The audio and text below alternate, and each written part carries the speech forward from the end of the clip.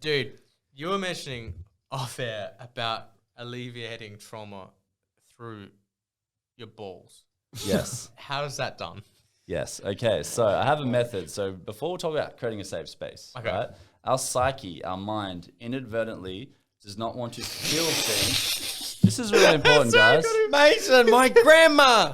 Grandma, I don't care. I want to hear this. I'm healing men's sexuality so they can look after women better and have better Your relationships. grandma would want this. So I guess it's a good thing. Yeah, let's go through an activity, guys. Let's go through an activity. I'm all for it. Okay, not on our balls. We're on. not going to go into our balls. I want you guys to feel into this area here. Okay.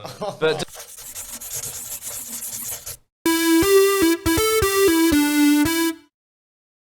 Yo, what's up, baby? How are we? Joel, how you doing, man? I've been on a journey, Have ya? deep journey. Deep journey, dude. So it always is really strange when you jump on for the first time because you're like, what the fuck do we talk about? But I don't know, just let it flow, man. Just tell us a little bit more about yourself. But before we do that, I just want to make sure that everyone's loaded up. And I've never tried proper Irish I can't do it. I can't do an accent. Irish but accent. Conor McGregor's... proper 12. Yeah, there you go. Yeah. So how do you just whiskey? So I think let's dig into that because I've actually never tried it before and I'm looking forward to it. I'm So having my beer. yeah, but you got to have a taster. I'll have a I'm wee not having taste. any of I'll it. have a wee little taste. Yeah. over There you go. It's called an amuse bouche. It's classy. I'll be okay. Amuse bouche. It's like your starter. Are you not a fan of whiskey as it is? I'm not a fan. No. Naked? What do they call What it? about if I give you Coke straight? I'll be I mean okay. neat. Yeah. Neat. Okay. Yeah, you Coke. want, you want some with Coca-Cola? Refer, I'll be okay. cola. Okay, yeah. Yeah. I was like, what kind of podcast am I on? It's like, when whiskey, have some Coke. I'm like, woo. I'll get you one as well. Mason, do you want one with a bit of... I'm good. I'm chilling. Are you sure? I'm chilling. Okay. All right, you know, He's in Conor his happy McGregor punched an place. old guy in the face Chilling. for not drinking his whiskey. I'm chilling, man. All right, dude. No worries. And you Yeah. got... Okay, so whilst you're pouring the drink, should I start firing Yeah, man, questions let's- Joel's way? Please, Let's yes. hear Joel's backstory.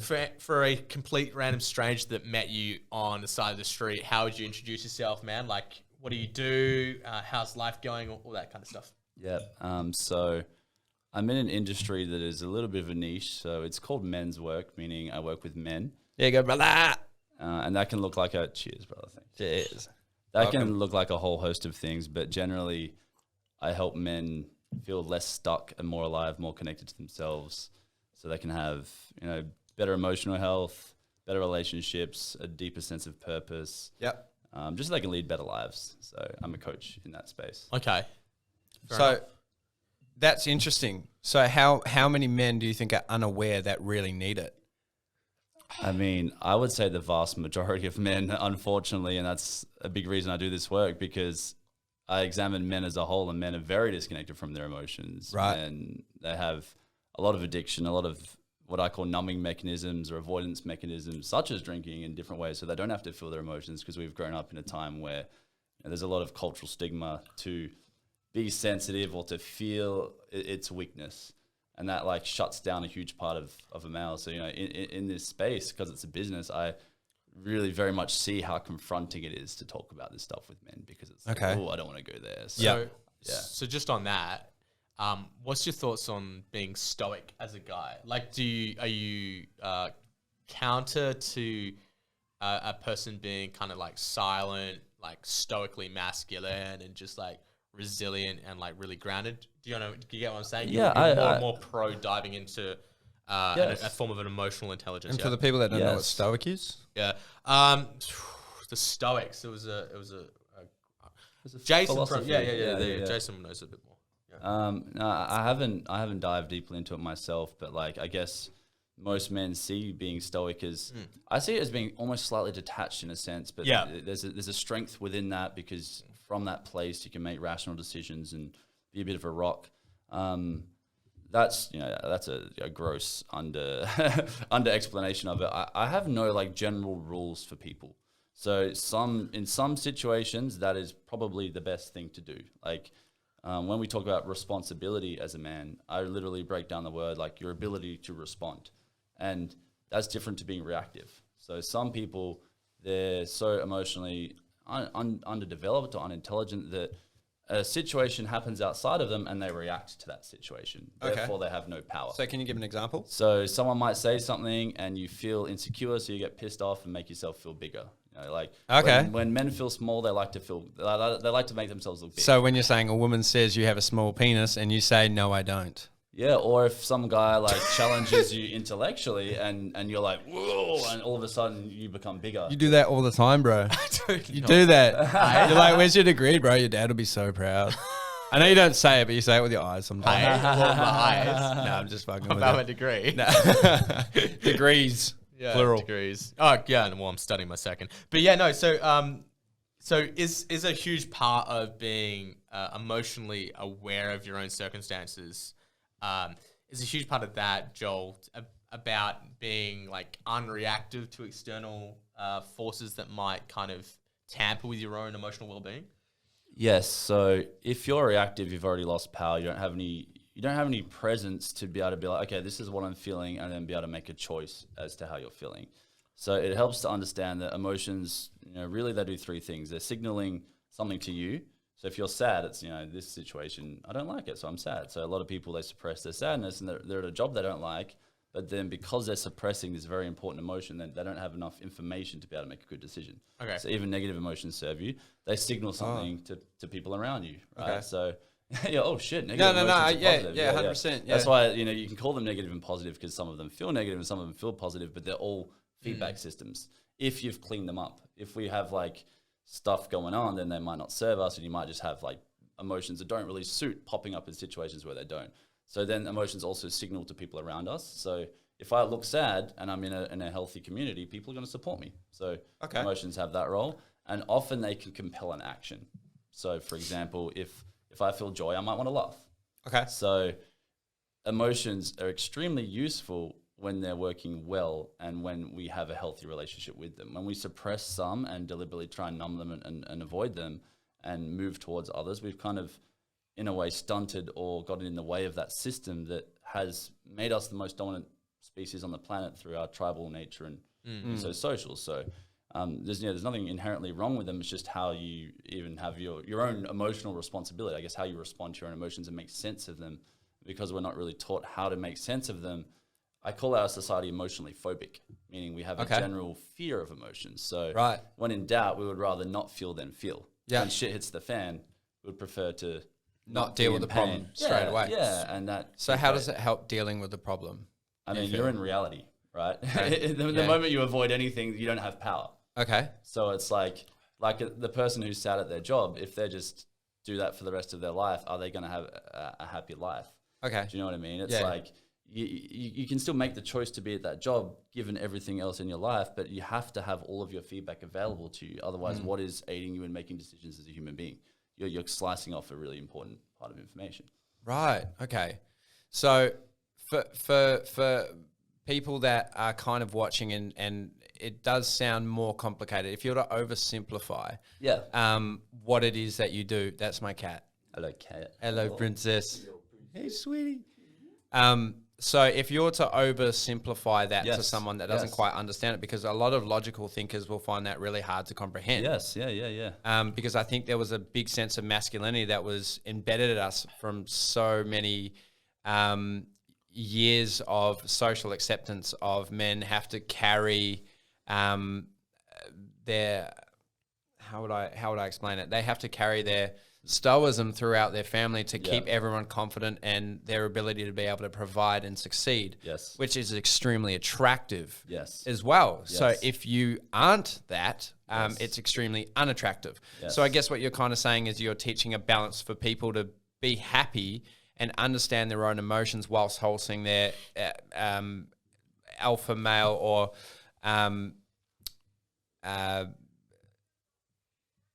I just fully went off track. I was going to say that because I think I'm going to hit the nail on the head. Yeah, but to be able to keep that sensitive side, whereas still being able to maintain direction and have people believe in them. Because as soon as you start acting insecure, that's when people lose faith in you. Do you know what I mean? Yeah. So it's finding that that balance between the two, I guess. Yeah. Like, did you have anything you want to add before I jump Yeah, I was just going to say, Jason, Joel. Sorry. Jason's my cousin, bro. My name is Jason. I am Kate's cousin. Anyway, so my point, Joel, would be, is a huge part of becoming emotionally independent and like understanding everything that's going on with yourself.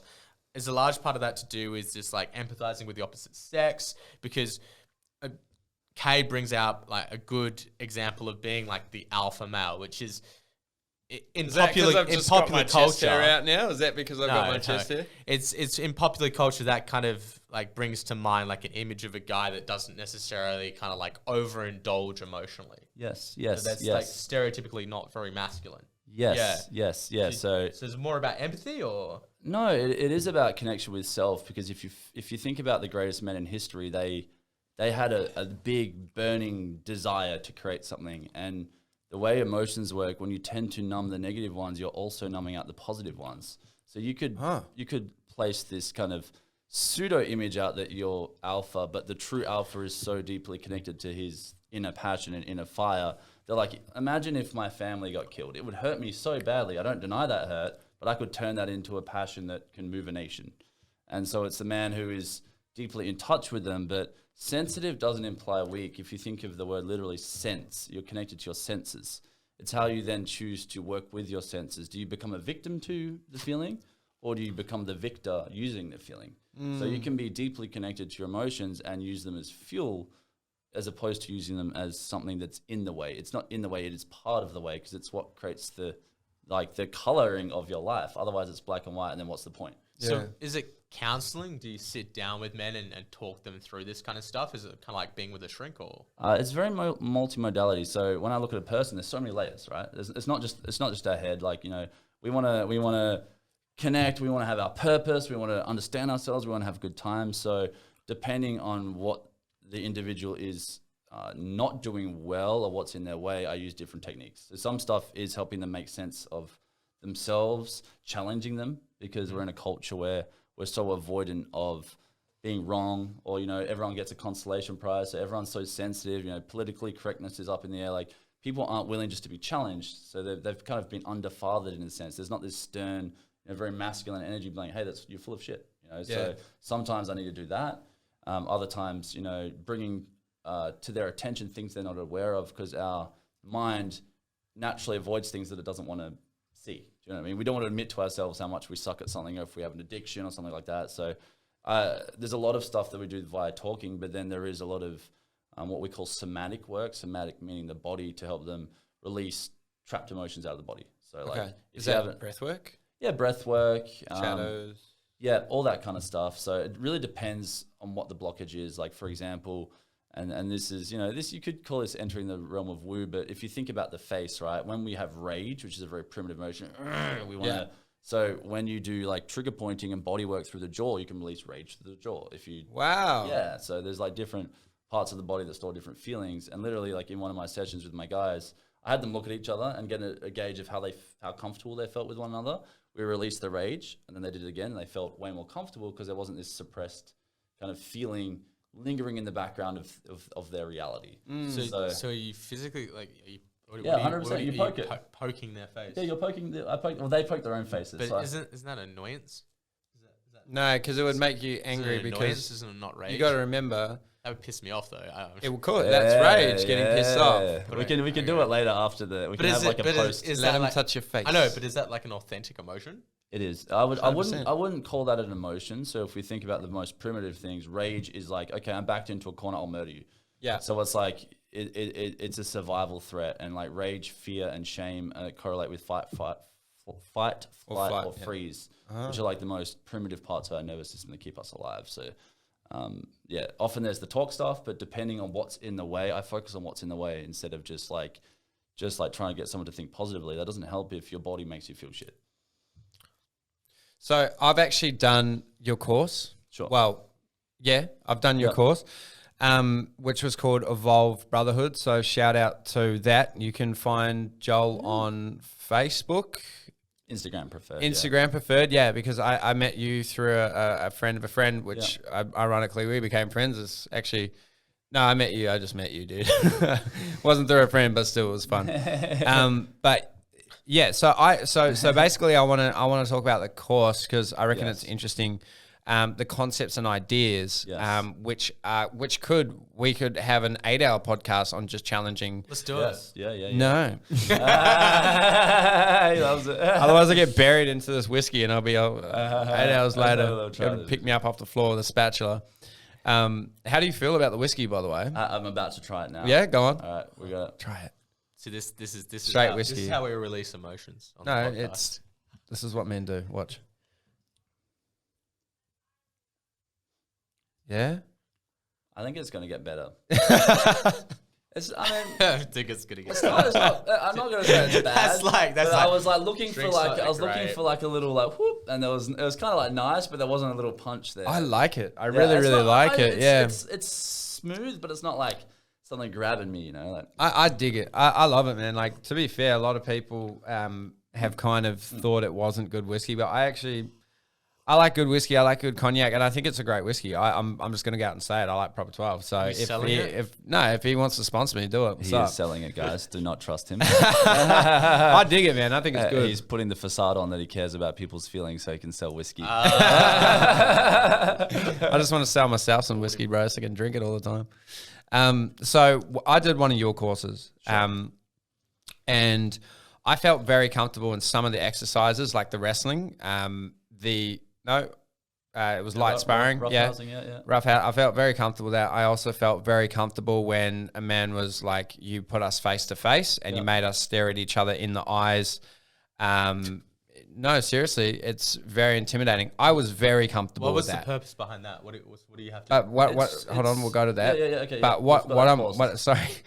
But we're going eye to eye and I felt very, very comfortable in that position. Yeah. But when it came to more holding space and being more vulnerable, I found that extremely difficult. So I think certain people will find things a lot easier and then some people will find that a lot harder. So what was the purpose of that, Mason? Is that your question? The purpose of staring at another man into their eyes. You're so black and white.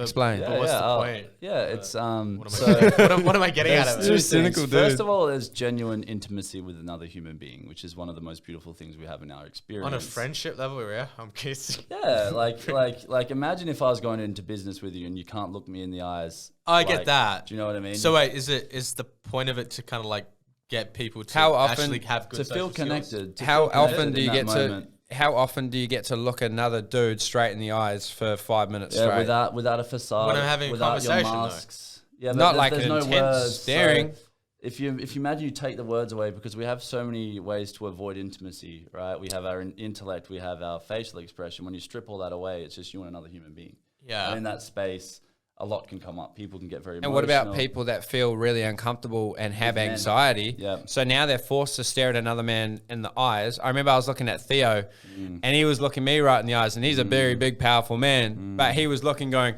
ooh, like he was like ready to go. But I was chill. I was like, yeah, whatever, dude. But like I felt really, him and I like vibed really well. Yeah.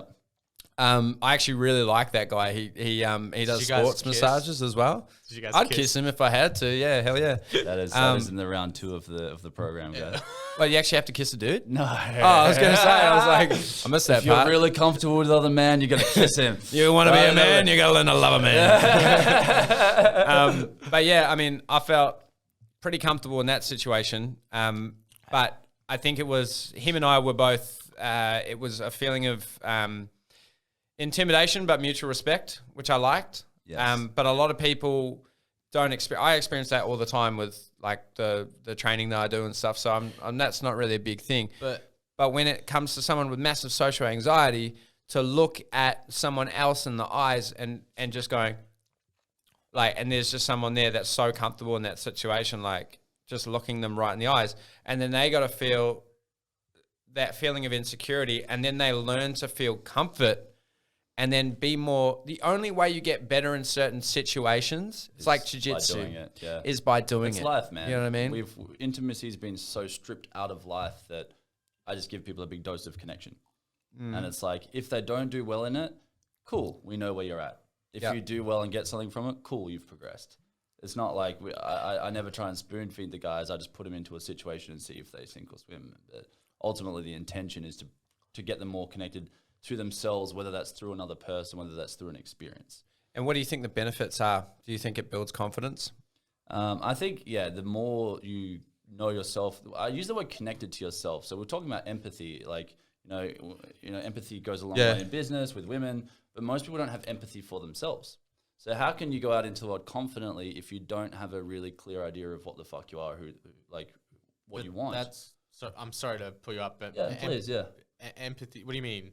So a lot of people, because empathy by definition is like feeling another person in another person's shoes. Exactly, but we're hardly in our own shoes. Is my point. This is what. Yeah, you can have empathy for yourself. Contentness. No, you can't. It's like turning it around. Not at a definitional level. It's not on a maybe not in level at all. but that's the thing. As a metaphor. So the guy who wrote the Oxford Dictionary wasn't.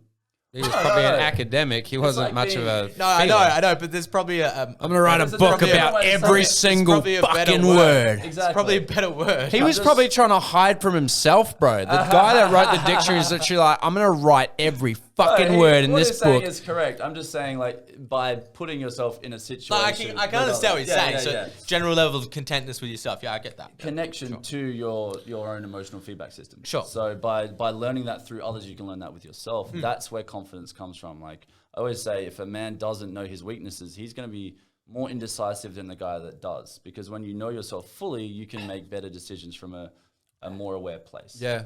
And that's the whole point of these exercises. And it's also learning to be more self-aware, which is something that people really struggle with because a lot of people can't actually look within. They're always looking out. Yes. A lot of people don't want to be alone with their thoughts. A lot of people don't want to be alone with their feelings. A lot of people would prefer to do what the herd's doing than make their own decision because it's easier.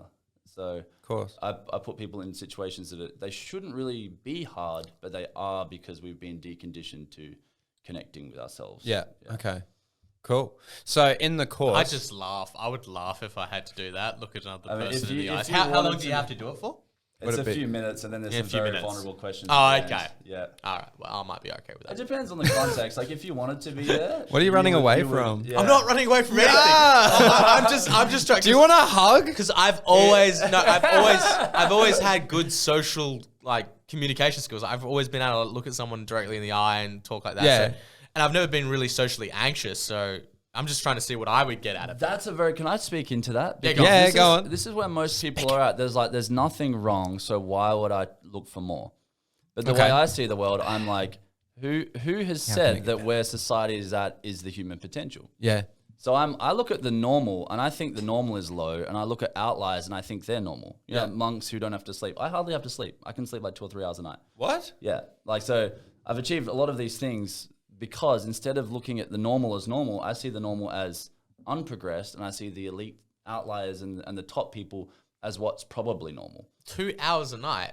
I can, 100%. I used to have adrenal fatigue, and through these it was releasing trauma and trapped stuff from my nervous system that actually healed my physiological issues. Righto. Yeah, so nice. The burden on the body. So when a guy's like, why would I do it? I'm pretty content. I'm like, bro, have you fully explored the limits of what you're capable of? But what's wrong with 8 hours? I don't understand why. It's not a challenge. It's not what's wrong with, but it's like what I've learned to, if you look at the average person and... Yeah, I know, but does it not affect your mental performance for being awake so long? It does. This is a whole nother conversation. Yeah. It doesn't with me, but... okay. It's actually, a whole some nother people are built a little bit differently. Well, some it's like people if you've heard of yogis and monks, that they can get the equivalent of several hours of sleep through meditation. Yep. Wow. So I, instead of being like, okay, everyone needs 8 hours, I'm like, why does he only need 20 minutes? And it's that way of thinking that I suggest people think, instead of like, oh, I've been socially okay, so therefore I won't try. It's like, but how do you know your social limit? How do you know you're experiencing as much love as you can? Until you've actually made that inquiry and then lived it, you don't know. I wouldn't be able to discipline myself to be able to just literally limit myself to 2 hours sleep. But you feel good. So then you have 6. No, but imagine if you didn't. Imagine if you had the energy. And so in that time, that's the thing. It's not like, oh, I'm tired. It's like, wow, I've transcended needing this recovery. Right. Holy shit. So imagine if you were as passionate about self-development and pushing limits to your body as you were in studying or reading books. Exactly, what you'll be capable of. Exactly. It's applying that. But I know because I've like stayed up like countless hours with like Did you hack your entire nervous system before you did No, that? I just drank a lot of coffee. There you go. This lot is of the coffee. thing, yeah. And that's a really powerful admission because a lot of people are like, yeah, I've explored this, but I'm like, how well did you explore it? Yeah. Do you know what I mean? Did you do it to death? But is it healthy though? It is, and I've found ways to like. This is the thing. Like, obviously, I teach guys how to have multiple orgasms and stuff. To do that, I have to have a very deep connection and understanding of my body, so I can actually communicate with my unconscious mind, parts of the brain that scientists have claimed we can't communicate with. I've learned to do that through connecting deeply with my body, so I actually know what my body's telling me now, and that's the only way I've been able to like literally, for example, women who have been sexually abused, I've been able to heal their trauma that talk therapy can't heal, for example. Yeah. Or counseling can't heal. So yeah, they are some outlandish claims. I understand the skepticism, and it's very healthy to have skepticism, but it's from experience, and like there's a lot of other evidence. What do you do to heal like a trauma like that? Yes. Okay. So the first thing is creating an extremely safe space. Okay. And that is the only way that I was able to do that was to heal the trauma within myself, because on a social level, below words, we can feel what another individual is feeling. You can pick up on that, right? So I had to get my body to the point where a woman would inherently feel safe around me. Otherwise, there's no way she could go into those feelings that weren't expressed. One of the biggest things is creating a safe space for them to express rage at the masculine. So one of the exercises I do, they're literally like laying on a beanbag or something, and I guide them into feeling all of that unexpressed rage for every time that they were victimized. Is that to feel closure? It's not to feel closure, it's to eliminate that energy that was trapped within their vessels. So the way an emotion works, if it doesn't get to go to completion, it gets stuck and it's kind of just sitting there. Like let's say you kind of get pissed off, eventually it goes boof. All those little pissed offs build up and eventually it becomes a really, really, really pissed off. Or if you haven't cried for ages and all of a sudden you can't contain it, so you're through. Alleviating repression for all the misandry that they've exactly. Up there, right? And that only comes from a safe space and deep empathy, because I can almost feel what they're feeling before they can feel it, because it's almost too much for them. So I like this. Go to Joel. Yes. Any girls that are watching this podcast, go to Joel. You know why? Extremely powerful. Because I don't want any girls going to fourth wave feminism. Yeah. I want them there you go. release all their hatred towards men. It's true. That's actually a damn good point. It's really true, because I experienced women who, they've created all these complexes against men, but when I remove all of the pain and trauma, they fall back in love with men. Yeah, there you go. And it touches my heart, because like, one of the most beautiful things we have in this world, in my opinion, my sister's a lesbian. I'm not against any other sexualities, but I really value and cherish the relationship I have with women. And I know my partner cherishes what she has with me, and I feel like it's really sad that things can damage what can be one of the most beautiful things in life. Yeah. So for me to be able to give that back to a woman, or even a man, that like when men have sexual shame and they're out of touch with themselves, therefore they're not their full self, and therefore they can't find love. Like if I can give that back to someone through this work, that's a massive thing. Yeah. Yeah. And I think that's really cool. Like it's super. I think one thing that resonates really well is being able to hold a really safe space for people to feel comfortable in, because there's really not a lot of spaces that people do feel comfortable with. It's a shame. Because you're not comfortable by yourself, right? Yes. Because you're afraid of your thoughts. Yes. So you might not be comfortable at home because your home life might not be right. You might not be comfortable in front of your partner because he might emotionally abuse you, or worse, physically abuse you. Yes. It might be with your parent. There are so many places where you can be in so many environments that you just don't feel safe whatsoever. Yeah. So I do understand why people would gravitate. So if we're going into your course, so you do a course. So from start to finish, like what kind of stuff do you do? I already know, but like just for everyone else. Yeah. So it kind of starts inner to outer. So like a lot of people just rush to the outer. They rush to, socializing or doing their purpose or doing their things in their world. But I'm like, okay, before you do that, you need to have a really strong sense of who you are.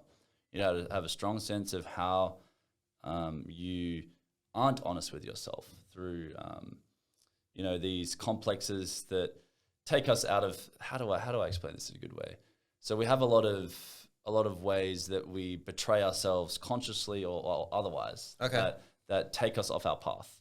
Okay, so it might be addictions, it might be self-sabotage, it might be playing small, it might be hanging out with people that don't suit you. There's a whole bunch of ways that we aren't ourselves to begin with. So it's helping people identify those things, helping people identify how their upbringing or events in their life have shaped them, and giving them the awareness and the choice to like, do you still want to choose to be that person, as opposed to just thinking that's how I am forever. So it's giving them a lot of awareness around what shaped them, what's formed them, but then the power to choose who they want to be and what feels true to them, before I then teach them communication and how to understand women and sexuality and going out into the world. So it's like, get to know who the fuck you are. And I feel like that's a responsibility that every person needs to go through that journey, because we're in a world where people avoid that, and therefore a lot of problems come as the result of that. Like, imagine trying to having a loving relationship with someone who doesn't know themselves. It's a really challenging thing. But if you've really witnessed yourself and got to know yourself, then it's a lot more clear to connect with someone. I have an entertaining time with myself all the time. Yeah. Entertain, like I have all these weird thoughts. I just laugh and fucking, I love it. I don't know. I don't know any differently because I haven't had like a long-term relationship ever.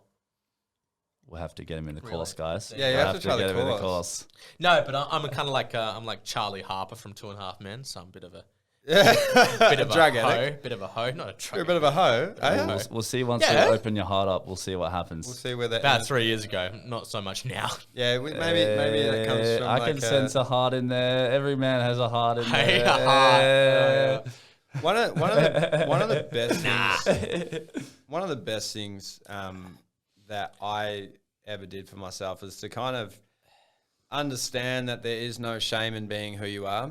You don't have a choice. You don't. You got to accept it eventually. Exactly. Yeah. It's like, I'm like a spastic, man, but I'm like, this is me. I'm stuck with this guy. I may as well learn to love him, right? Yeah. 100%. And I think like my biggest fear is not being true to who you are. That's really important. And I think like you'll find a lot of challenges in being completely who you are, because not everyone's going to like it. Yes. And there's a different pair of goggles that everyone sees the world through every single time, and every individual different person, yes, man, female, or non-binary. But you have an opinion because of your genetics and your outlook and social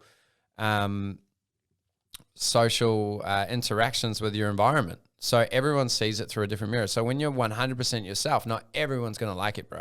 Yes. And it's funny that like you said before at the start of the podcast that you're like, Cade, very masculine, like because I like masculine shit, right? Mm-hmm. But I'm not the best with inner emotions, but I do sometimes do shit that like other people are like, bro, what are you up to? Why are you being like feminine? Like, bro, I don't give a fuck. You know what I mean? Like, I like shit that is particularly like playing piano or singing songs or jamming guitar. Yeah. You know what I mean? Like, I love that shit. Such and a like, queen. Yeah, a bit of a queen. Yeah, he is. But people Yes. kind of find the integrity in that, being true to myself. And that's something I only learned about maybe 3 years ago. And I can tell you, this is the happiest I've ever been in my life, bro. Happiest I've ever Round been. of applause, whoever's watching. Hey. Applause us, man. Because that shit is not easy. Like, anytime I see someone succeed in a world where it's hard to, I applaud that person. So, thanks, Joe. I appreciate that. Thank you. Well done. And I think like the reason why I struggled with it so long is because my parents were so hard, man. South African. South African's a hard man, bro. You know what I mean? Like, I seen my biological dad step on a bee barefoot once, bro. Shit was psycho. You know what I mean? Like, Why? Yeah, I know. Though?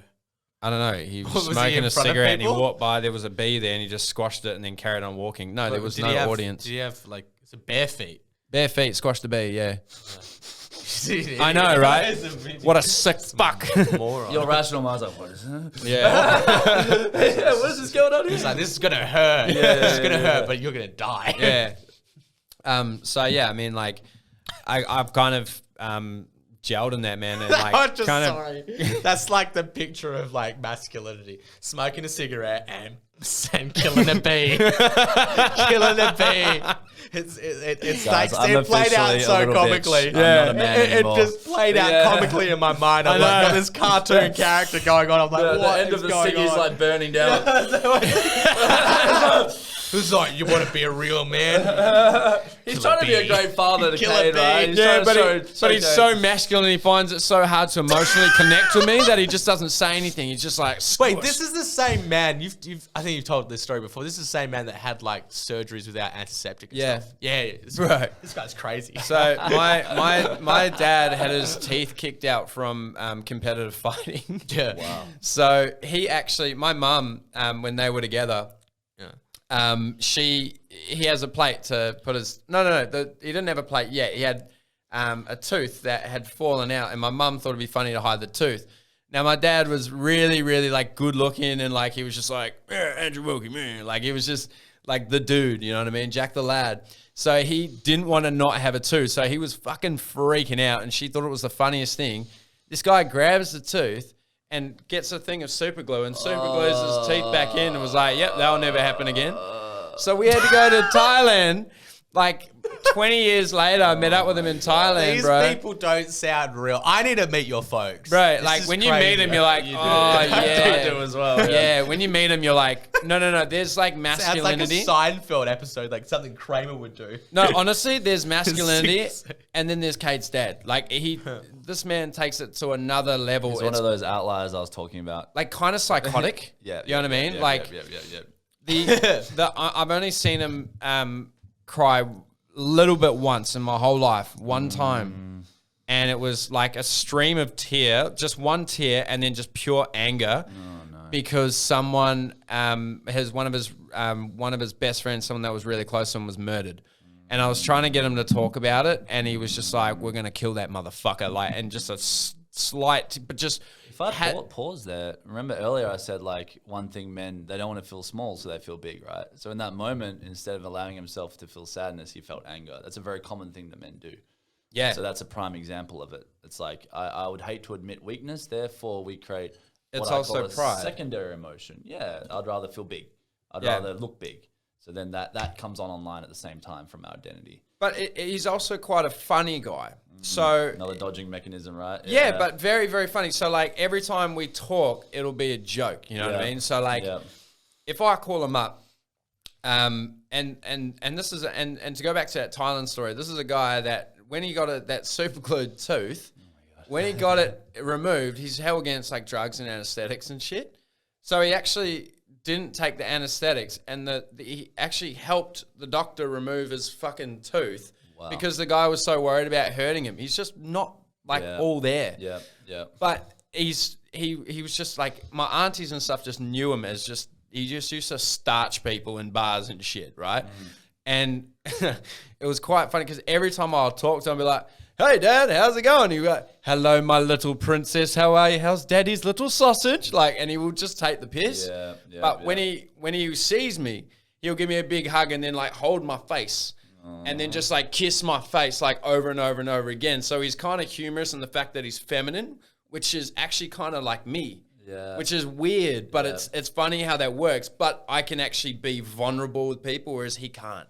Too much pride, bro. Man, there's a new reality television show, Andrew and Cade Wilkie. I would love to see that. Just literally just them interacting. And we're going off topic a little bit. No, but like it happened, bro. About Joel. It happened. It was myself, Jason, and Dad. We lived in the same house, bro. And it was like Jason's pretty. He's as crazy as me. You guys would have all seen him on my Instagram and stuff. But he's good looking dude, built like a brick shit house. But he's like the bitch of all of us. Like he's not. He ain't no bitch. But like with us, he's like the giggly one and kind of, and like these two go to war, man. Like the other day he stickered honk if you're horny or something about Jesus loving you on the back of his car. And then Dad would like take his shoes and like sellotape them to like the back of the balcony and shit. Like it was, they go to war. But when we all lived in this house, Dad knows how to fight. I know how to fight. And Jason's a big guy, but none of us would ever like use anything we learned. It was like Jackass, bro.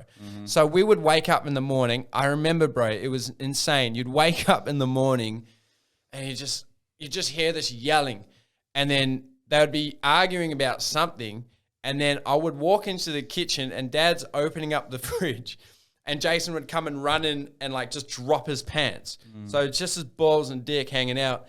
and then I would see my opportunity and tackle him into the fridge, and then we would all just turn into this like massive brawl. But it wasn't like we were hurting each other. We would like hit each other with bananas and just laugh and just have this like massive.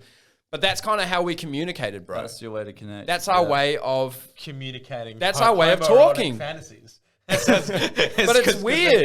It's weird. You know what I mean? The repressed emotion, Joel. But, you know but about it's like, this. but Mason, it's like a joke. I know. So if he greets me, he's like, "Hey, son," and he'll grab me on the balls and be like, "Hey, fucking, mine's bigger." You know what I mean? Go back to the course, right? Like in the first few weeks, I talk about people identifying the ways that they're not true to themselves. Being chronically humorous all the time is one of those. Because we would prefer to make everything happy and funny as opposed to being grounded in reality. Sometimes reality is good, sometimes it's shit, but that's reality. We don't just watch a movie that's just like, we do watch comedies, but most films have ups and downs and things in between. That's life. And it's only when we can accept that we can actually participate fully in life. The funny thing about comedy is most of the time the main character's having horrible things happen. It's a tragedy, having horrible things happen to them. So Has anyone cried in a movie? I've cried. End of Armageddon when Bruce Willis swapped places with the boyfriend and he died instead of the. All right. That was the first time I cried in a film. Really? Mine's How to Be Single. I haven't seen it. It's real like. Did you watch it after a breakup, Mason? No. Guys, we're getting somewhere. We're getting some. Hear that, ladies? He's sensitive. There's a heart in there. I was like, oh, jeez, I know this all too well. It's too close to home, man. There we go. Good question. Maybe I cried. But Joel, yes, please. So, I didn't say mine. Is your wait? I gotta tell you the movie I cried in. Yeah, what's your movie? Tangled. I don't know what that is. What's Tangled? It's a Disney movie. That's cute. It was just the music. That's not even the storyline, guys. It was just touched by the music. It was they were like falling in love in a boat and they're singing songs to each other. I was like, wow. You know what I mean? This is the thing. It's like, you can be alpha. Cried in that shit, bro. But a woman still wants a guy who can do that, you know? Alpha State, bro. What's up? Well, this is the thing. Kick your ass. If you're a woman and you had a choice between Cade, who cries at that point in a movie, and Cade, who doesn't, you would choose Cade, who cries at that point in the movie. Depends on how long we've been dating. I don't know. Yeah. What if it was the first date? It's before or after they had sex? This depends on how emotionally available the woman is. Righto. That is true. So if it's an emotionally available woman, then that is a marker that you actually feel deeply. Yeah. Which is a limitation of a relationship. A lot of women have been emotionally bounded by men, so they choose men that aren't very emotionally available, and that's safe. Do you know what I mean? But ultimately, if you want depth of connection, that's a good sign because that means you're feeling something. Yeah, for sure. I reckon it's good to be able to be vulnerable, man, in that state. And I like being as open about it as I am because I don't. Thank you. Yeah, exactly. Like for me, I don't find shame in that because if someone like. In my personal opinion, if someone is feeling shame on, you shouldn't be like this, you should be like that, even if it's masculinity or feminism or not feminism, femininity. Yeah, femininity. Yeah, being feminine. Exactly. Feminine. In that situation, it's like I don't care how society tells me I got to be, bro. I'm just gonna be me. Well, this is the thing. One of the biggest origins of shame is that. We have a culture, and within a culture, there's these ideals of what we've agreed upon, like someone should be like, right? We use the word should. So men should be like this, and women should be like this. And if you go all over the world, yes, there's some consistencies, because that's actually derived from biology, because gender is not an intellectual discussion. Right. We're so disconnected from ourselves that we believe it is, but, we have a sex, we have a penis, we have a vagina. I'm not saying that people have Mason their own has experience. both. Mason has both, so he's very confused right now. But in a culture, when there's an ideal of how you should be, then there's this part of us that believes we're not worthy of love when we don't act into that. And that's where a lot of shame can come from, because shame is the emotion that I've done something wrong. So if you believe that this is what a man is and your nature is not that, then you feel shame just for being yourself. And this is when it becomes very dangerous, because we grow up in a society, for example, men are graded on performance, women are graded on appearance. What if you're an artsy kind of guy and, that's just you? All of a sudden, you might feel shame just for fucking being yourself. And what if you're a woman who's a bit more into sports, and that's just her?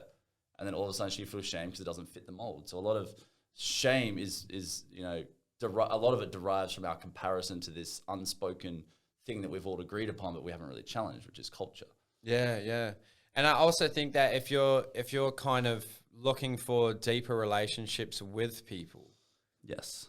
rather than that superficial, like my thing, I don't really tend to go for girls that take photos on sports cars and are covered in tattoos, because I don't really see that vibe with the person that they may potentially be because of the community that surrounds that. Like, I think the people that would come and see you are actually looking for more deeper connection, because Relationships is a huge one, yeah. because they see these beautiful women when they go to school and they go, they don't give me the time of fucking day, and I don't understand why. Exactly. And what they would do to give, to be able to have an emotional connection with that person, would be, you know, something really, really amazing for them. Yeah. Do you know what I mean? And something to cherish that. Yeah. Me, I don't, that's not the top of my to-do list, because I've been blessed with having choice when it came to women. Ultimately, I do prefer to be with one woman, but that's me. Like, I've experienced the superficial and I've experienced the connection, and connection beats superficial every single time. Yeah, in my opinion. Yeah. Oh, in my opinion, That's beautiful. I think more guys need to admit that, because like when men tend to discuss women, they're not like, man, she listened to me really well. And actually understood me. They're like, wow, like she's really fucking hot and good in bed. I think, but still, as a guy gets older, it becomes a little bit more like that, Joel. I agree with you for the most part. It's generally about appearance or whatever. Yeah. But on, you know, the first name basis and second date, whatever it might be. But then after a while, like some sage. after a while, you've matured. Because it comes to the point where you were mentioning, you know, men get graded on performance, women get graded on appearance. Yeah, which is for the most part true. What do you think men get graded on? Girls don't give a fuck about guys' appearance. Not performance. At all. I said the other way around.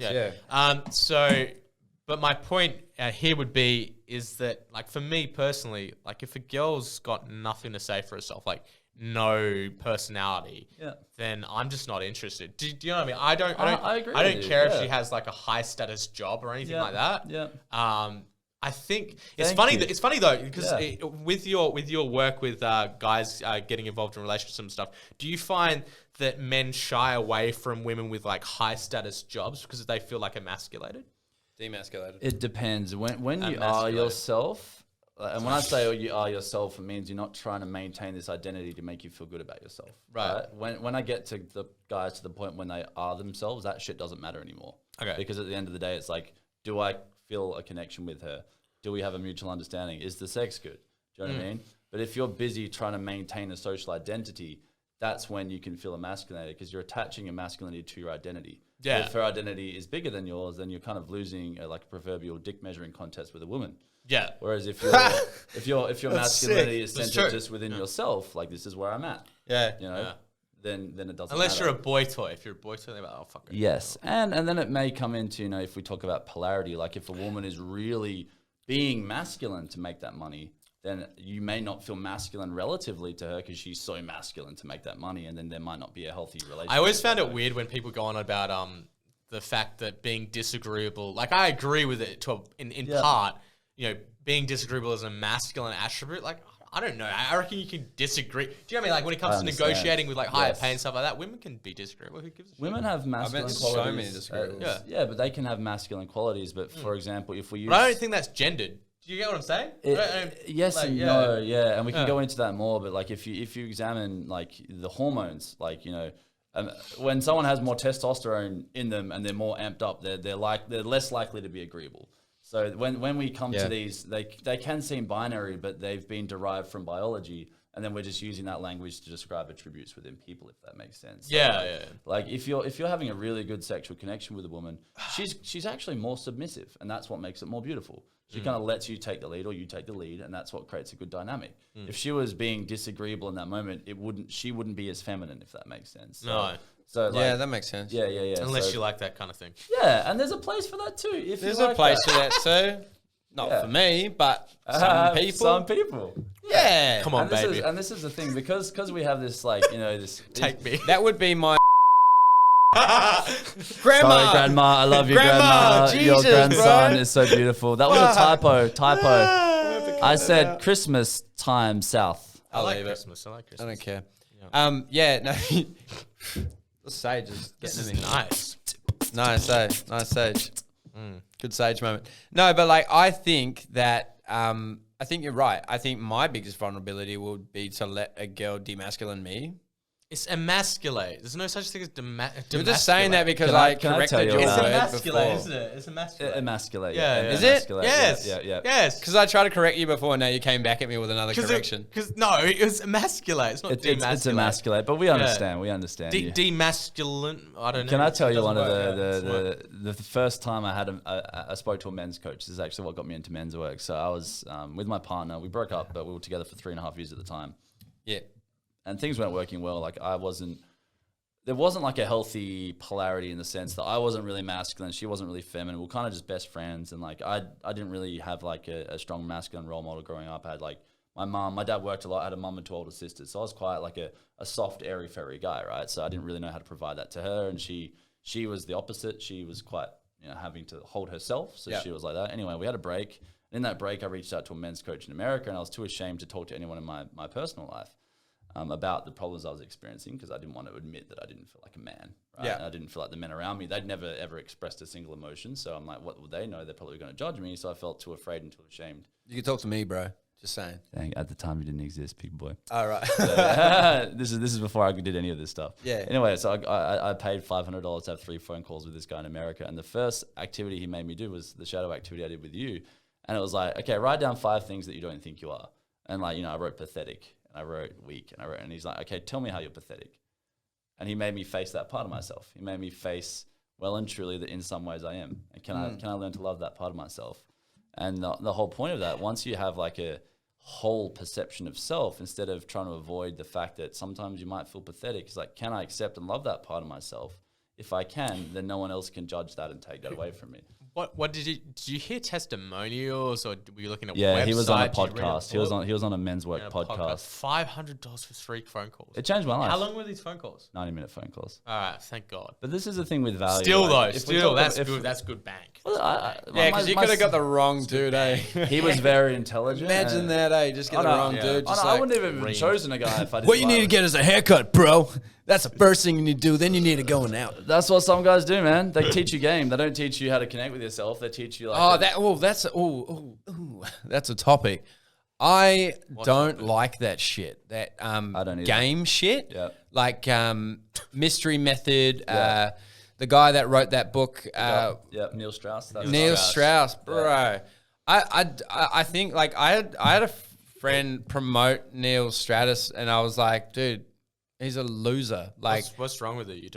I don't disagree with I men just getting think laid? it. No, I don't disagree with men getting laid. I think Look, I disagree with I agree. manipulation to get laid. I agree in part of what You're getting something that you don't deserve. Well, That's a very good point. but I think you're deluded into feeling confident about yourself due to certain things. I just don't understand what kind of a grown agree man that- wears I a agree. massive hat and goes, I want you to think of And a no number one- between no one- 1 and 3. no Boom. one- no one I can does- have sex with anyone I want. No Like, one what a does fucking loser. peacocking anymore, though. No one Yeah. does peacocking anymore. I can That's see very what you're old saying, school. right? It's It's very like old I just school. don't they get it. don't get to see the guy. They're seeing his act. Yeah. So in a way, they're having sex with an act, which Yeah. is pretty like sex is quite sacred, right? It's very Yeah. It's very special. So to do that to I very much value Are women. you religious? It's sacred. Sacred just means I have reverence for it. Okay. So it's like, Yeah. regardless, there's some things in life we really can't explain most things in life. We can observe it and take a measurement from it. But at the end of the day, it's like, holy shit, we're on a rock flying around a sun. Like, if you take all of the atoms in the world and compress them in the empty space, that's filled by electrons, you could put every person into the size of an apple. Like, particles can act as waves and as matter simultaneously based on how you observe it. Like, reality is, it's a bit of a joke, right? So, like it gives me reverence and awe for life. So no, I'm not necessarily religious, but I'm like, life is pretty magical. So like, Okay. And women are really magical. Men have built fucking Taj Mahals and gone to war and done all this stuff. Like there is something. Over women, yeah. Yeah, there is something about them that we don't have. They all shit though. I'm just saying. Any guy that pedalizes women. I hate to say this, but with my ex, I was with her for 5 years. The only time I ever heard her fart was in her sleep once. And it was like the cutest fart. It was like, I can't even do it, but it was like, it happened and I was like, oh, but it's actually so cute. This is the thing. It's like, why do we find them so beautiful? And what is it about them that, makes us makes us read a pickup book. I mean, Yeah. it just comes down to whether I you're see a tits or an ass. man. that pickup artist shit. I think like yeah. No, it's like going into a job with a fake resume. I feel like it's going in as dishonest. It's like you're portraying yourself as an alpha and getting people to believe that you're something that you're not. But at the end of the day, you're just some fucked up little dude that needs some kind of validation from women. And I just think like... But it's adapted since then. There's been a lot of evolution. Because I've been in and out of that community. What, have you done it? Yeah. What? Fuck Can you give us some some objective insight? So if you remove yourself from your own personal journey, Right. like, give us like an objective analysis. So I would say like large majority of people that get involved in game or pickup artistry or whatever you want to call it. Okay, so just for people that don't know, They want connection, right? Genuinely want a girlfriend. Yeah. Hold up. For people that don't know, it's a science of portraying yourself into being extremely attractive to women by using emotional tactics and manipulation. Not necessarily. So that's what I'm saying. It's evolved a little bit since then. What's your like objective summary? So, well, it's a lot of the concepts were really pseudoscientific, and like a lot of the people that did run courses to sell pickup and stuff like that were scammers, to be honest. Okay. And I found personally a Like lot of it fake had facts to do from like psychology and shit like that. A lot, yeah. There'll be a lot of that. And then, but it was more to do with the fact that you were getting out of your own skin, getting out of your own shell. Yeah, okay. You're meeting a lot of people. Now, I must say this, that if you spend too much time in that community, you can become desensitized to how the general community perceives you as a human being. Yeah, so I'll give you an that's a bit example. dangerous, Like yeah. say you walk into a club, right? And then you like approach 10 women. Now that's not going to be a problem within like a 3-hour time frame. But if you do that within like an hour, then all the girls are going to look at you like, oh, well, he's got rejected by every other girl, so I'm not going to talk to him. Yeah. So it's thing. more to do with like sharpening your social skills than anything else. Because most of the people that kind of get involved in that community just want to get good with women. And ironically enough, no matter how good looking you are, no matter how charismatic you are, a lot of it does have to do with how many people you do meet and how many people you get along with. Yeah. You're not gonna. There's no technique that's gonna get you laid, which is why I disagree with a lot of the courses that are sold. Because there's no one thing that you're gonna say that's going to get you in bed with a woman. The best thing that you can do is just, and this is gonna sound weird. Oh shit! But the best thing you can do is to just be carefree and aloof, in my opinion. And I agree with that too. Not really. It's challenging when you hate yourself. This is the thing. Yeah, These industries. But you're supposed to have fun with it. A lot of people get too if you try and put up a front, then it comes across as ingenuine. sociopathic. Yes. Yeah, yes, it's sociopathic. yes. Yeah, because if you come across as ingenuine, then people are going to be like, I Disingenuous. don't really understand. Because women can feel energy a lot better than guys They're can. very intuitive, yeah. And they can understand when you're not 100% being you, which is also a real beta male trait to try and... Depends on the woman's. Like, a lot of women are seeking more validation than men, and they're the ones that would likely be less intuitive, who are likely to be picked up by someone who's just doing mental tricks. Do you know what I mean? Like, a very woman grounded in herself would be able to sniff that out a mile away. Because they're supposed to, because, in a way... the women chose the men at the top of the hierarchy, and the men at the top of the hierarchy were the most competent and grounded. And but a lot of it was simple, common sense thinking. Yeah, that's like cool. for example, for me, the most thing that was grounded, the most I'm tongue twisted. You got this, son. The thing that's most Yeah, grounded boy. in common sense from what was good to learn from it was getting a girl and meeting her on an individual level. So if you go out, then obviously you've got groups of chicks with their friend. They're going to be overtly protective. So if you get a chance or an opportunity to kind of like invite her to like a freaking restaurant or whatever it might be, then that's ultimately what the guys want, right? Most of the time. It's not the worst way of going about it, because then you actually get to know her a lot better. It's than like you an would. ice-breaking tactic. Yeah, or like and that's not a bad thing. I think it just comes down to realizing that even if it doesn't work when you're talking to some chick, then it doesn't matter. Like. And I think the best situations where you actually do attract women is where you're just naturally having fun, joking around with your mates, and then jerking around with your mates. Of course. Yeah. And then you just naturally have a good conversation. Yeah. So I like, for me, like I kind of lost interest in all that shit because I was a stripper for what, 5 years? I don't know. I didn't know you back then. 5-6 years or something. Yeah. So it was interesting.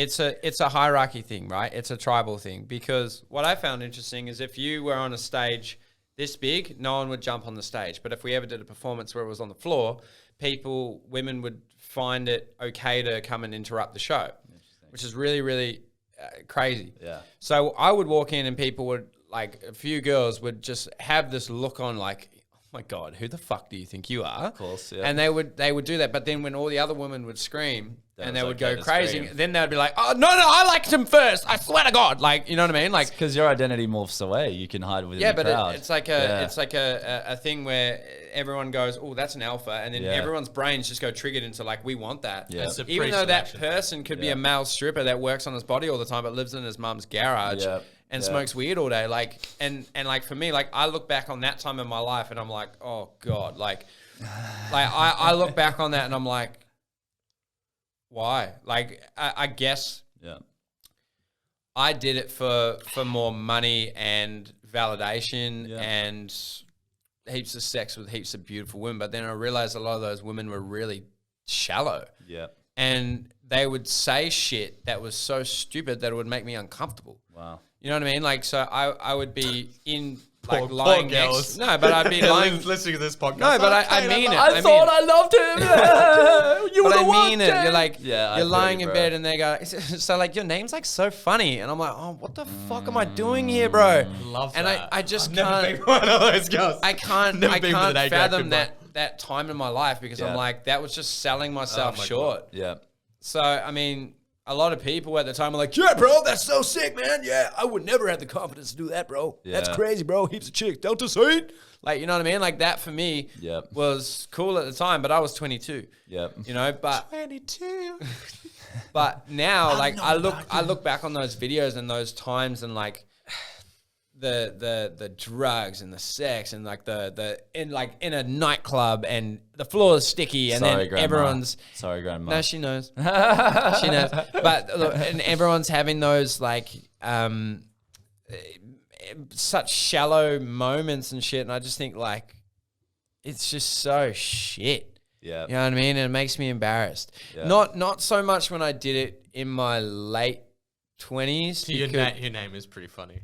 What was you mean his name or his? Did you have It's a stripping joke name? because he was talking about. Did you have a the girl. I had a stripping stripping name. What was Yeah, your it was stripping Carter. name? Carter. Oh Yeah, yeah, I like Carter that. Wilkie, That's yeah. sexy. Yeah, that's sexy. Yeah. And like, I mean, I was good at it, bro. Like, I was really good at performing. But when I did it in my older 20s, it wasn't because I didn't really stick around and drink as much and It was try a and job. take It everything was a home. job, Like, right? But yeah, you know what I mean? But in my Here's- early 20s, I look back on it and I was like, I actually thought I was the shit. here's a question for you, Kato, though. Yo. Given that environment, right? You got the stage and everything. You're with your homeboys or whatever. You're doing stripping and stuff like that.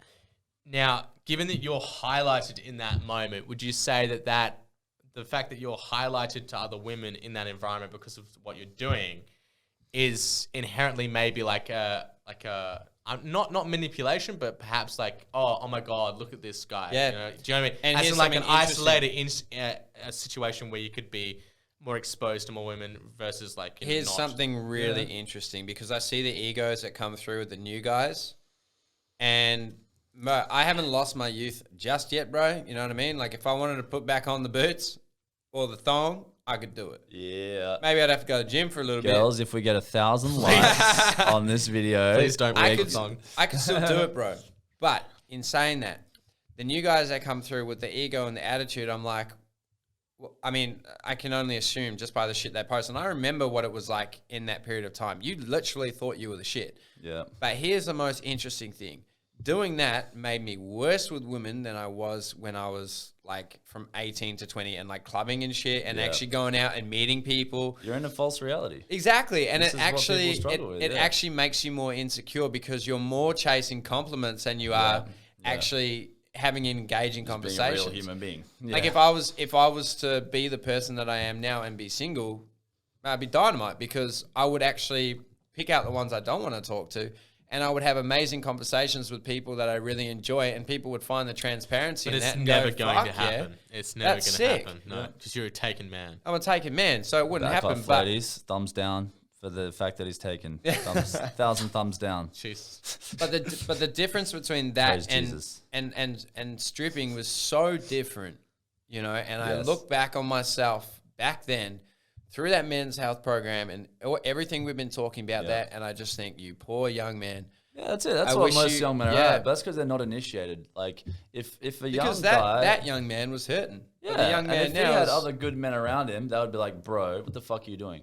But because we have an absence of good men around us that we trust, that we can have proper chats with, that's missing, and that lets us go off track. Yeah. So we're just missing that mediating agent that once existed everywhere because there were trusting men around. So if there was an older man that had his shit together, you would listen to him. But because a lot of our older men don't, or they're not very vulnerable, so they don't offer those opinions, or we have poor relationships, and we don't have that nice, strong fatherly essence in our lives. And that's what a lot of young men are missing. And that's what we kind of provide to them in the course, is like help them be their own father, but also put them in a group with other men who are going to be honest with them. Yeah, because you need people to be able to tell you full of shit. Because no one had the balls. Not even my parents had the balls to tell me I was full of shit. And if, let's say, you're one guy and there's 7 other guys and they all say you're full of shit, maybe you'll think about it. If you have one person say it, who knows? So because we have a culture that's absent of a lot of integral men, there's not enough of that around, and that's a big problem in our culture. Yeah. There's nothing to ground you back. What are the results, do you reckon, that could be for the betterment of men in society? Yes. How do we help disenfranchise men in society? What do you mean? Where'd that go? I love being franchised, dog. Disenfranchised as in, like, feeling secluded, alienated. There always needs to be, you need to give enough fucks. Because if you don't, you're not willing to go through the potential pain that lies in the path. And to give enough fucks, you need to really look at your reality to really determine, are you satisfied? Are you happy? Is there enough meaning? Because everything could look great on paper, but there might be some nagging feeling on you that this isn't enough or this isn't true to me. So you need to have a reason to go to war, or a call to action for the hero to go through his journey. So what drives you, Joel? For me, it's love. Like, as cheesy as that sounds. I know it sounds cheesy, man, but I have a big heart. I can't, it's just a part of me. But like, just to backpedal a little bit, like, I had a period where I was hooking up with a girl, and then a couple times my dick didn't work because I was nervous. And then legit, that happens. For 3 years, I started to hate myself. No. For 3 years, I didn't go near girls. For 3 years, I didn't. What the fuck? Yep. This is how I used to hate myself. My posture used to be like this. I used to sit at home and play video games all day, and I have an engineering degree, so I just sat in my room playing games and just batted off and didn't do a lot with my life. But some part of me is like, one day I want to have a family. Yeah. And someday I want to have a partner that I love, and that was what was enough for me to overcome my fear and shame. Do you have an engineering job, by the way? No, I don't. I have my own business. I do was it? Men's oh, coaching. Right. I did it at UWA. Hated it. Yeah, then went into personal training. It's just, it's interesting. Yeah, I went from like full. I went from full logical to full, like, not full the other way, but I considered everything. Like, I've done psychedelics. I've kind of explored. What type of engineering was it? Mechanical engineering. Yeah. But yeah, for me, it was like, I want love. For some other guy, it might be like, I want success, or it might be like, my life fucking sucks. I need to move out of there. A lot of people are in that place where they won't admit that they're not satiated. Yeah. And a big part of what I believe masculinity is like, we want something. We want to go get it. That's why we create a sports field where there's one objective, because then there's something to get. And you're like, oh, I'm going to do the one thing. So it's like, you need to identify the thing that you want to move away from, or some idea of what you want to move towards. And that's going to give you enough juice to start to be fucking honest with yourself, and start to develop integrity, and start to learn, and start to grow, and start to surround yourself with better people. There is a formula that I can offer you, but it's like, it's not that far from common sense to get your shit together. Yeah. You just have to have a big enough reason to start to get to have your shit together. And a lot of that is for this man here. Like, we don't value this man enough. We don't value how he feels, what he's going through. So it's like, is this guy actually fucking happy? Yeah. And people don't ask themselves that question because they don't want to face the answer. But whether you've asked yourself it or not, the answer's there. So the sooner you're actually honest with yourself, the sooner you can make change. So all I ask for people is to be honest with themselves. I want to ask a question. Yeah. Because I realize that we're reaching Please. the finality of the podcast. The final question. Dude, you were mentioning off air about alleviating trauma through your balls. Yes. How is that done? Yes. Okay. So I have a method. So before we talk about creating a safe space, right?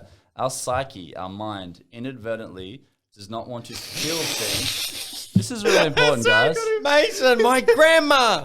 Grandma, I don't care. I want to hear this. I'm healing men's sexuality so they can look after women better and have better Your relationships. grandma would want this. So I guess it's a good thing. Yeah, let's go through an activity, guys. Let's go through an activity. I'm all for it. Okay, not on our balls. We're on. not going to go into our balls. I want you guys to feel into this area here. Okay. But just listen to my cue. We're not. Okay, bro. Let's go. We're not. You're not bringing your mind into your body. You're inviting consciousness of your body to come to you. Okay, so what am I doing? So close your eyes. Very abstract. Close your eyes. It is, because it's subjective. You're feeling it. I can't make it logical, okay? Yeah. So imagine you're letting awareness of that part of your body come to you. Yeah. Without any judgment, whether it feels good or whether it feels bad. And just do that until you feel like it's actually, okay, oh, there's a texture there. If you feel something, then go into it a little bit further with courage, without judgment. Okay? Because we have emotions all through our body, right? Once you've felt it, most of the time we have maybe shame, unworthiness. There might be some pride, whatever's there. So what am I doing? Feeling into. Have you felt the feeling in there? What, in my sternum? Yeah. I feel gas. Too much Okay. beer. So what's beneath the gas is my question. If there was an emotion there, what would it? The emotion. Oh, right. But don't apprehension. Cool. But don't try and put a word to it. Try and experience it. Experience. So you are in the emotion. You're not observing the emotion. Okay, so you're fully participating in the felt sense as opposed to looking at it from afar and then putting words to it. Okay, so all I do is get people connected to a feeling, and then what I would suggest, and you guys don't have to do this on air, but you take a breath in, and then find a sound for it. So you might just be like,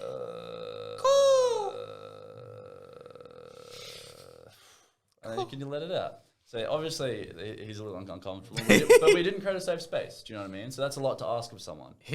But if you were to do that, say with your heart or any part of your body, you can release something that's been there. And on the other side of that, there's less heaviness, there's less tension. So is this similar to like deep breathing and like alleviating stress and stuff? Yes. So deep breathing, one of the things that I do in my method is you have to add energy in the system to release energy. So there's a form of breath work called biodynamic breath work, and that's. Am I still doing it? You can if you like. If you're feeling something move, just do it, and then you'll. I felt relaxed. I felt relaxed. I felt like you get to let stuff go. I felt your energy, man. Yeah, it's good. He's joking, but he did, and he doesn't want to admit it. No, I felt it. Felt it. No, I felt good. I felt like you were like a soul animal. Nah, like if I was concentrating on that feeling, it was just like relaxation and just like stress. You were like, let it go. That's why my sound Mason's was a like, really good guy too. That's what you were thinking. you know what I mean? It's just like all that. That's a part of you that we just haven't been aware of. That's all it is. We're too far. And then you just let that out, and then it's not weighing you down anymore from the background. With deep breathing and stuff, there's a lot of ways to work with the body. You can use movement, you can use body work such as massage, you can use different plant medicines. But so what's the physical action? Yeah, that so alleviates if you're tension? working with your trauma from the balls. Do you want to learn this so you can do the ball thing at home? So guys at home, I know he's really excited, but if I want to know that we're releasing something from here, right? Based on where you're releasing it from, to bring awareness there, you can use touch. So you can literally grab your balls, and then you can feel what's there. And if you're a guy at home, there's gonna likely be heaviness there because I'm feeling my balls, Joe. If there's a lump, go to your doctor. Okay, guys, if you're gonna do this, I'm doing it. I'm not. Okay, but let's eyes. just do a little one. I don't want to. Close your eyes and set an Okay, so intention. I'm grabbing. My pants are really tight, Joel. Should I just unbutton my pants? You just do it through your feeling. You don't have I'm to buttoning grab my them. pants in a room full of dudes. I don't care. Guys, people pay me to do this to heal their sexuality. Safe space. There's a safe space. I don't give a fuck. All right, Joe, I've got my balls. Now what? So close your eyes. Okay. And just gently squeeze them. Bring your attention to your balls. Wait, I'm kind of grabbing my dick too. Yeah, do that. And okay. then we're gonna add breath work to this one. All right, cool. So we're gonna build energy. I've grabbed one a little too hard now. It's a bit sore. You don't want to hit it too much. Okay. But what we want to do is then a relaxing grab. You breathe like this. Breathe through the nose, and then let out. And you want to do that until you feel energy building up in your balls. Sensation. Oh, I can't do it. You don't have to do it. We'll get Kay to do it. He's in the deep end. I'll get Kay to it. And while you're breathing, you want to see, you might feel some heaviness there, some pain, some tension, whatever's there. Once it builds up to a point. alleviate it, bro. You feel it build to a point, and then Stop you want to let it distracting me out. while I'm doing my ball work. Yeah. And then when you feel like you're done, take a really big breath in, and then you find a sound, and you let it out. And I guys, like last week, I took a bunch of men through this, and they were literally screaming because we live in a society, from Christian influence and whatnot, where men have been shamed for their sexuality. So we don't embrace that part of ourselves. We think it's wrong. We think it's dirty. No, there's some of these guys that are 50 that are married. Right. Some have had. All right, here's my noise. Big breath in, let it out. Don't choose a noise, just let it out. Next one, find a sound for me. Like pass that dust. This is vulnerable. I'm ready stuff, to go. Guys. Where's my missus at? But literally, guys, I had 8 orgasms without ejaculating. That Grandma. all of them in a loving relationship with a girl that I value very much, and this is all possible. Okay, I understand. Yes. Okay, so the feeling I had of the sensational ball grabbing just then, Yes. it's not funny, Mason. I'm sorry. It's not. He's doing his best. He's a bit uncomfortable. You are uncomfortable. It was funny as fuck. This is a safe grabbing your space. balls. This is a safe space. He's doing his best. This is a safe space. Please comment. We got Sage, bro. 1,000 likes. So I grabbed Mason will do it. my balls, right? Yes. And I felt like ready to party. You know what I mean? That's good. That's a really good Of sign. course you did, because you normally, you know. But that's a really good sign. But to be fair, Ready to I used to party. have my hand on my balls when I was a kid all the time, and my dad would go, "Don't touch your balls; they'll grow big and poke you This in is the eye." a really good sign, guys. If you have a healthy sexuality and you go near your sexual organs, it should feel good. A lot of people, Hell yeah! a lot of people will feel into that area of their body, and it's either numb, they can't even feel it, or there's shame, or there's disgust. Where are these people? I want them on the podcast. This is- Who are this these people that Mason, experienced it? bro, it's a If part you of do the learning. exercise, it may be you. You never know. This is the We thing. will do Maybe, anything on this podcast for the intention of learning and integrity for new opinions to thank express you. our minds, to make us more smart and to make us more compatible members of society, be able to understand human nature and human dynamics more, Maybe which less is the compatible. definition of pop culture, which technically this is right now because it's going to be a craze. Okay, Elton John. Hell yeah. I'm a rocket man. I love that, bro. That was sick. I think we should. No, I want to hear about the multiple orgasms. Oh, okay, yeah. Okay. No. What would you like to hear quickly? I'll keep it Grandma. easy. So this is orgasming without ejaculating. Yes, so this is one of the things that is humanly possible. I'm here for it. Let's go, bro. Tell me about I it. mean, First of all, grab your balls, Kate. Nah, I already did I that. apologize if the camera's done, but you probably get to hear the audio or see a different camera. Yeah, go on, dude. So this is just, this, I guess the whole premise of this story is to not believe everything culture tells you, because culture says you can have one ejaculation and one orgasm, and women are always going to have more pleasure than men. And most people buy that, and they don't challenge that. So Right. my whole point of this story is not to be like, look at what I'm performing. It's I challenge something that most people think is physically impossible, and it's normal to me now. What does that invite you to be able to do in your life? So through doing these trauma release techniques and emotional release techniques, I just stumbled upon it, and then by continuing to apply them in an intelligent way, I could leverage it even more. And I've taught other people to do the same. I've done it with my partner, which has increased her pleasure. And now it's at the point where instead of ejaculating, I have even more pleasure. And it's not just local to my genital region, it's through my entire body. And I can direct it to any part of my body if I want. I can have a heartgasm and burst into love. Wait, sorry, what do you mean heartgasm? So there's different nerve plexuses. Stop being such a skeptic. It's okay, but I'm sorry. so you know when you have a heart attack, it goes down your left arm. Okay. It's the same. Every nerve plexus has different organs and different muscles, and it's associated with different states of being. Okay. So you can actually direct it through conscious attention, and you can have different types of orgasms. So you can, some people claim to meet God during an orgasm if you go into these tantric scenes and whatnot. So you can actually direct the energy up into what people call your crown chakra and have a spiritual experience. So through conscious effort, instead of it being some unconscious thing that happens whenever it wants to, I get to decide, or I get to go along for the ride, but I'm not afraid that it has to end. I got an idea. Yeah. Yeah. Why don't we challenge Mason to some kind of spiritual... Hold on. With Because consent from Mason. With this, consent. this is something that I find very interesting, but you're very black and white and you don't quite get it. We should challenge you to do something that is extremely, not what? uncomfortable for you, but something that will kind of maybe open the mindset in regards to something a little bit more spiritual, to maybe get you a little bit more comfortable in what other people are talking about in regards to that spiritual realm. I'm So comfortable is with there it. like a short course that we can do from Mason? I'm not I do one-on-ones. uncomfortable with what he's saying. I'm just not. Sure, Can I that's film not it? funny, Can man. I film it? agreement. Sure, Mr. Funny Man. I do not agree with you at all. But I will let you carry on your story of being comfortable.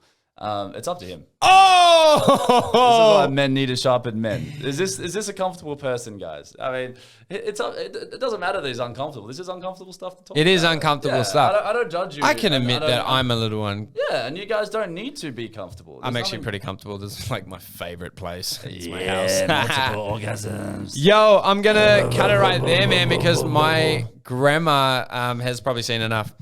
So thanks, yeah, guys. let's do like some kind of a course, bro, and let's do something with Joel. Come on, bro. It'll be fun. We can film it. You and me, we'll do it together. Why not? I'll be okay. You'll do it. I'll be I'll get him there. Don't worry about it. I'll get him there. I'll be right. Brother, thank you so much for coming on, man. you. I've I loved really having it. appreciate it. It's been such good chat. Love And you. if you guys want to check out Evolve Brotherhood to experience in Perth, WA, or over the phone, I'm guessing, or a lot of different things. Zooms, yeah. Where it Or comes- Stoianis, yeah. Comes to men's health and finding out who you really are as a person, or want to get in touch with yourself a little bit more spiritually, then please, you can hit me up or you can hit up Joel. I'll put the links in all the descriptions. Thank you so much. And obviously, as fucking cynical as he is, but he's black and white. He's the brains of the show. Mason, thanks for coming again, baby. Thanks, mate. Cheers, guys. That was Like Wilkoz and World. subscribe. Oh, yeah, like and subscribe. Far A out. 1,000 thumbs up, and Mace is going to be doing a sex course. Peace.